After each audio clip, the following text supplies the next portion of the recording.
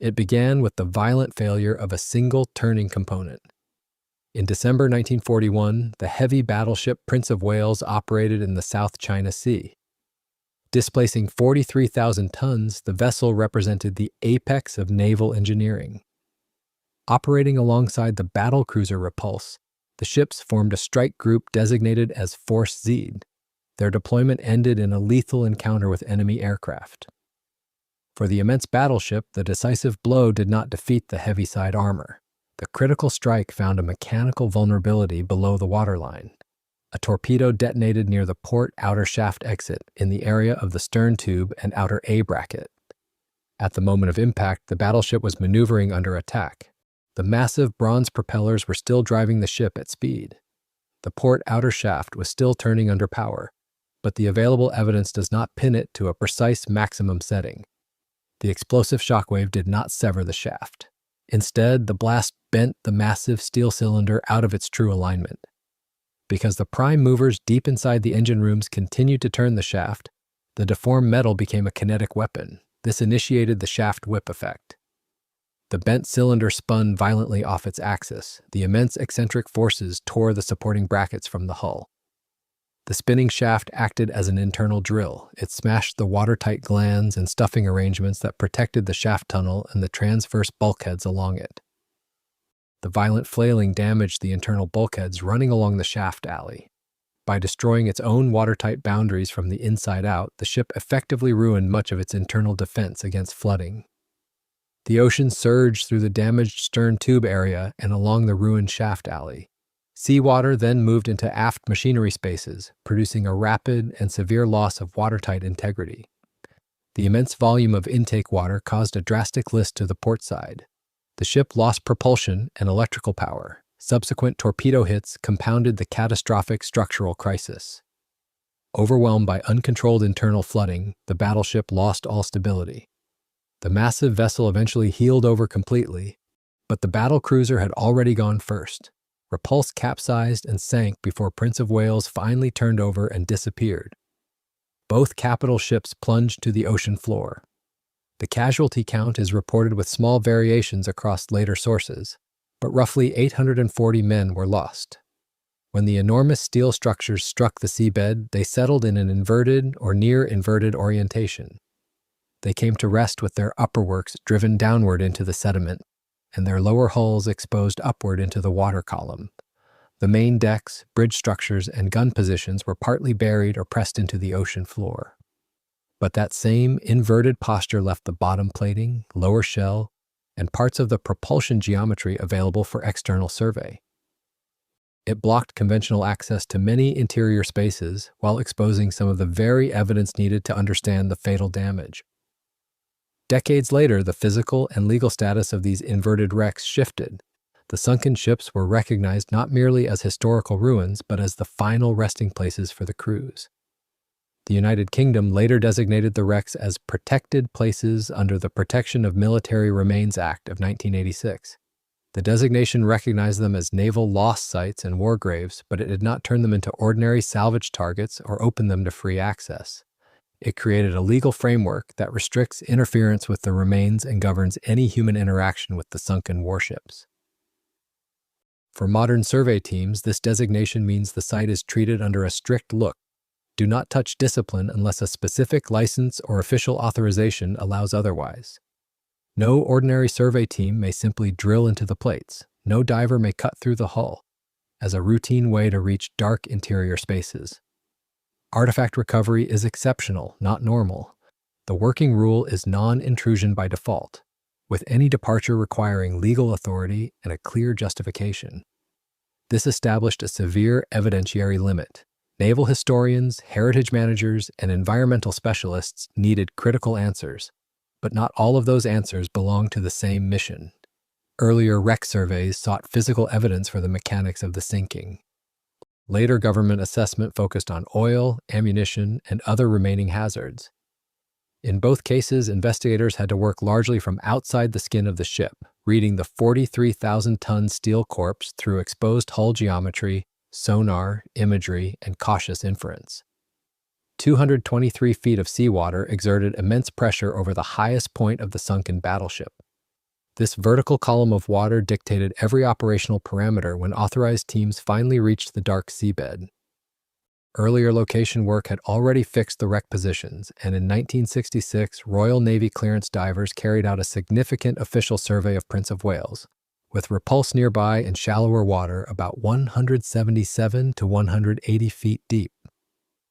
At these depths, human intervention was sharply restricted by the unforgiving physics of compressed breathing gases. With the equipment and procedures of that era, close inspection had to be planned around short working windows, and any extended work was difficult.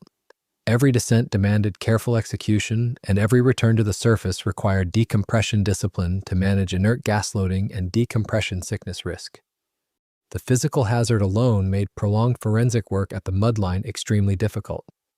Despite these brutal physiological constraints, the short windows of observation yielded one critical official confirmation. The wreck's inverted posture was not an inference from records, but a verified site condition. From that point forward, any historical investigation had to treat the buried decks, bridge structures, and primary armament zones as largely inaccessible to non-intrusive work. That physical limit was reinforced by the legal perimeter around the wrecks. Because the seabed held the crew's remains, authorized teams could not treat the exposed steel as a salvage target. Their work was limited to observation, documentation, and external contour tracing, unless a specific authority allowed more. That same boundary became critical once the question shifted from historical structure to environmental risk. Thousands of tons of heavy fuel oil had been carried in the internal tanks of the vessels before their final combat deployment. Decades after the sinking, maritime authorities faced a serious and growing environmental risk. They needed to know the exact status of those internal fuel tanks. If the massive steel bulkheads deep inside the hull were still intact, the ships held a staggering volume of trapped oil. As the ocean slowly corroded the external plates, this trapped fuel presented a ticking environmental hazard that could eventually leak into the surrounding waters.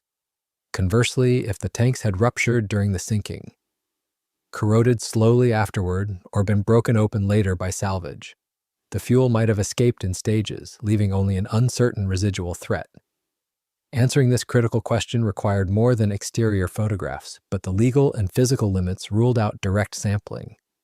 The environmental assessment would have to infer tank condition from the wreck's surviving form, surrounding sediment evidence, and the original ship plans. Traditional acoustic and optical sensors cannot simply see through solid warship plating. Cameras can illuminate the marine growth, torn edges, and exposed steel. Sonar can trace the hull form, the surrounding debris field, and the volume of missing structure. In 2019, the Ministry of Defense's Salvage and Marine Operations team carried out a wreck assessment to define those limits as precisely as possible. Their task was not to pass atomic particles through the hull. It was to map the wrecks externally, compare the surviving structure with ship plans, and assess the remaining environmental and safety risk. The operation used a work-class remotely operated vehicle, mounted video and still cameras, side-scan sonar, and a multibeam echo sounder. The robotic platform built a three-dimensional survey of the exposed hulls and the surrounding seabed. Environmental samples were collected from sediments around the wrecks to check for signs of oil. Instead of a direct tank-by-tank radiological reading, engineers had to combine external geometry, wreck damage, and original ship plans to estimate which fuel spaces might still exist. The remotely operated vehicle then turned those limits into usable evidence, moving along the exposed lower hull to record video, still imagery, multibeam data, damage around the old torpedo holes, torn bottom plating, hollowed-out machinery spaces, and the scattered debris field. The environmental assessment therefore rested on sonar, imagery, sediment evidence, and cautious interpretation of the surviving structure. The results were important but not absolute. The survey indicated that much of the original fuel tank structure had been destroyed or seriously compromised by salvage. It suggested that only a reduced and uncertain quantity of oil might remain. The wrecks could be assessed but not read with perfect certainty. And while the environmental assessment remained bounded by uncertainty, the exposed steel still held evidence for the ship's wartime damage. The same external evidence also mattered for the wartime reconstruction of the first catastrophic port-side flooding, Eyewitness testimony, message logs, and hurried post-battle reconstruction had left uncertainty over whether more than one portside hit occurred during the first torpedo attack because flooding appeared in more than one area. Only the wreck's surviving steel could test that inference against physical damage. That proof still had a ceiling. Because the upper works lay driven into the seabed, non-intrusive survey could not definitively map much of the top-down bomb damage or the buried upper structures. The exposed lower hull could answer only the questions the wreck still presented to open water. At the port outer shaft, however, that same geometry worked in the investigators' favor. The shaft section, its brackets, and the surrounding lower hull plates were exposed enough for surveyors to examine the fatal strike zone without digging into the mud or penetrating the hull. In 2007, a privately funded expedition conducted high-resolution visual mapping focused on the exposed hull and propulsion geometry. Surveyors guided deep water camera systems along the massive steel plates around the port outer shaft and other damage sites. Follow-up dives and the 2019 government survey later expanded that record into a detailed external model of the inverted wrecks. That model gave engineers the measurement base needed for the blast zone itself, without cutting into the fragile metal. The decisive evidence came from the blast geometry itself. They closely measured the immense concave indentation in the hull, plating directly adjacent to the port outer shaft. An explosive warhead detonating against heavy naval armor leaves a highly distinct, measurable kinetic signature. The heavy steel deforms under the shockwave in a specific radial pattern. If two separate torpedoes had detonated in that exact location, as the historical eyewitnesses claimed, the heavy steel plating would display a chaotic, overlapping blast crater. There would be a significantly wider zone of catastrophic structural deformation. The high-resolution mapping proved definitively that there was only one solitary, uniform explosive indentation on the port outer hull. That single indentation challenged key parts of the wartime reconstruction. The first fatal port side event was one torpedo hit near the port outer shaft exit, and that hit was sufficient to begin the shaft damage, progressive flooding, loss of power, and loss of control that doomed the ship. Other damage questions remained bounded by what the wreck still preserved. As acoustic sweeps extended outward from the coherent wreckage and scanned the wider seabed, the surveyors realized the site was no longer a pristine time capsule. The surrounding debris field revealed a modern violation. The ocean floor surrounding the main hull structures contained a disturbing modern signature. Loose ammunition, intact shells, and cordite rods lay scattered across parts of the wreck area. In a standard combat sinking, much of this material would be expected to remain inside magazines unless those spaces were broken open, burned, or destroyed. Its distribution on and around the wrecks indicated that later disturbance had ripped open internal spaces and spread hazardous material across the seabed. This chaotic spread formed a scatter pattern consistent with grab dredging and explosive salvage. Commercial salvage vessels operating illegally on the surface had targeted the wrecks for valuable metals. Working blindly from above, they used heavy grabs and other intrusive methods on fragile historical hulls below. The machinery crushed plating, enlarged existing openings, tore into internal structure, and removed high-value material from the wrecks. When hydraulic grabs lifted jagged steel sections through the water column, they also displaced ammunition and propellant from open compartments.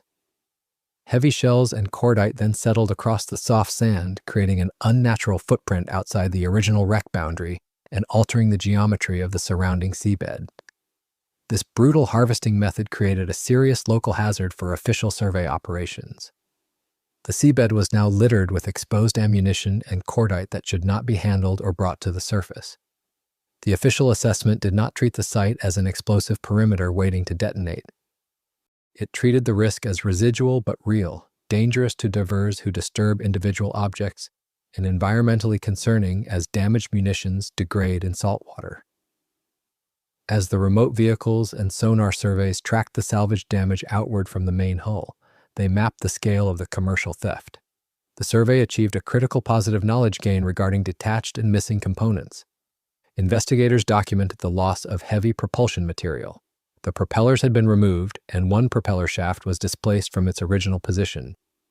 The physical evidence confirmed organized commercial salvage, but the exact cutting, rigging, and lifting sequence cannot be reconstructed from the published survey with absolute certainty. The modern damage also imposed a hard forensic limit. In several midship sections, grab trauma had torn through zones already stressed by combat, making it impossible to separate parts of the 1941 collapse sequence from later commercial destruction. The theft did not merely remove metal, it erased parts of the evidence record and forced the mission toward protection. For maritime authorities, the survey data now had a second function. The acoustic models and structural assessments became a heritage protection baseline, recording what remained before further illegal harvesting could remove it. Later side-scan or multibeam surveys can be compared against that reference point to identify further structural loss. Such data can support enforcement and heritage management, but it cannot by itself guarantee instant detection or prosecution with mathematical certainty. This administrative shift to active defense was reinforced by the safety concerns now present on the local seabed, where disturbed ammunition and cordite made intrusive human interference hazardous. Any unauthorized heavy commercial vessel that drops anchors, cables, or grabs into the wreck area risks causing further heritage destruction and may disturb hazardous material. The danger is serious enough to justify exclusion, monitoring, and clear warnings. But the safer evidence-based phrasing is localized and residual hazard, not an easy chain reaction across concentrated clusters. The shattered site is not defending itself. It is being protected through law, monitoring, and the recognition that careless intrusion can still cause damage. Despite the vast sections of valuable low-background steel already stolen from the ocean floor, the sovereign operating framework over the site remains important but limited. The Protection of Military Remains Act of 1986 continues to apply as a United Kingdom legal framework, while enforcement outside United Kingdom territorial waters depends on jurisdiction, nationality, flag state links, and cooperation with Malaysian authorities.